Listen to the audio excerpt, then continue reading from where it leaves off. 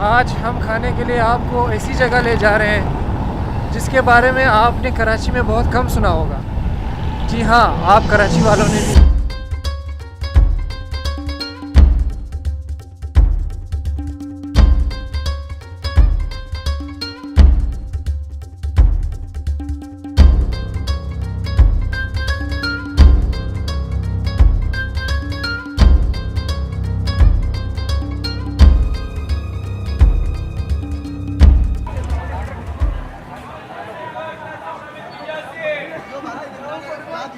यहाँ पे बोटी कबाब, खीमा कबाब और काबुली पुलाव। ओहो हो।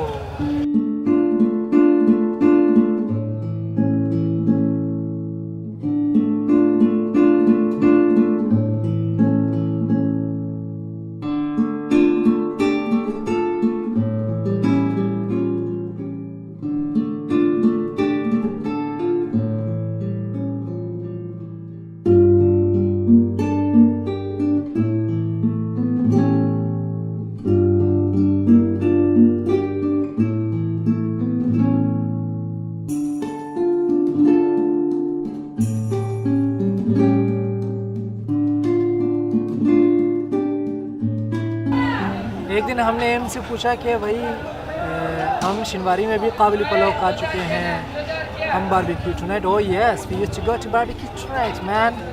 हम वहाँ पे भी काबुली पुलाव खा चुके हैं, लेकिन जो मज़ा यहाँ में है वो किसी और जगह में नहीं है। तो इन्होंने कहा कि काबुली पुलाव वही सही पका सकता है जिसका घरेलू खुराक ही यही। तो फिर हमने कहा कि आप ज़ोर कैप्टन।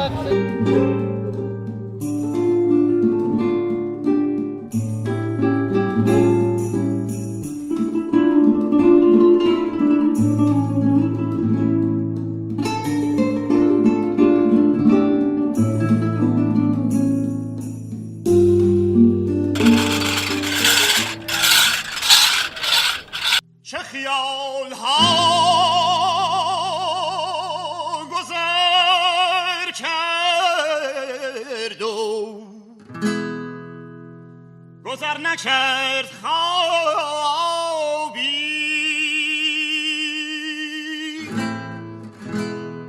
گذر نکرد خوابی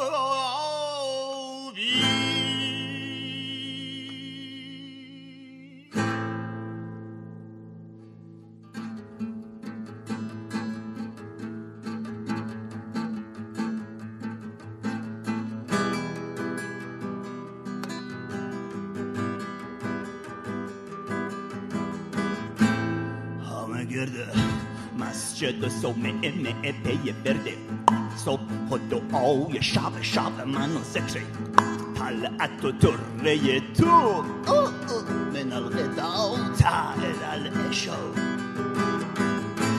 سینما جفاره ها کن سینما جفاره ها کن سینما جفاره ها जफा रहा ये है आशिक उस्ताद, इनका नंबर नीचे है।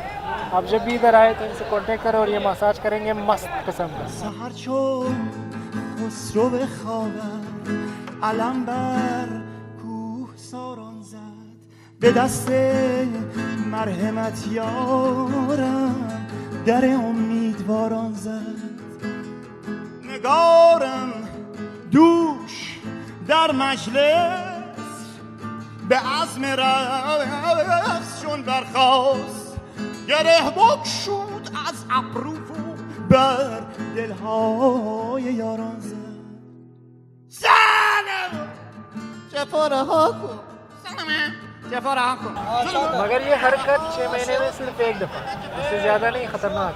جفاره کن سلام جفاره کن سلام